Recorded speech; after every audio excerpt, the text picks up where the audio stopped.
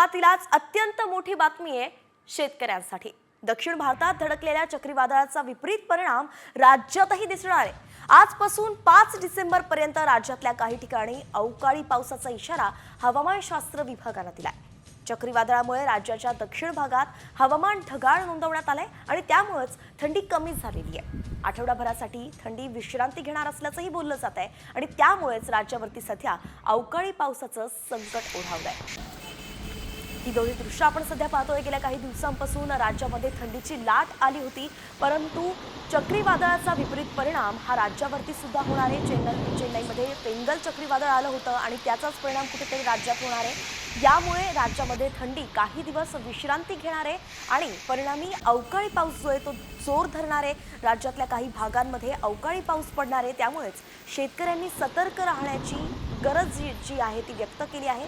हवामानशास्त्र विभागाने शेतकऱ्यांना अलर्ट राहण्याच्या सूचना दिल्या आहेत। तर नेमकं राज्यात कुठे अवकाळी पावसाचा इशारा दिलाय तेही पाहूयात।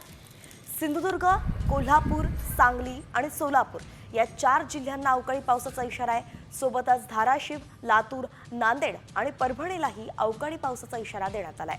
तर यवतमाळ, चंद्रपूर, गडचिरोली अशा या 3 जिल्ह्यांनाही अवकाळी पावसाचा इशारा आहे।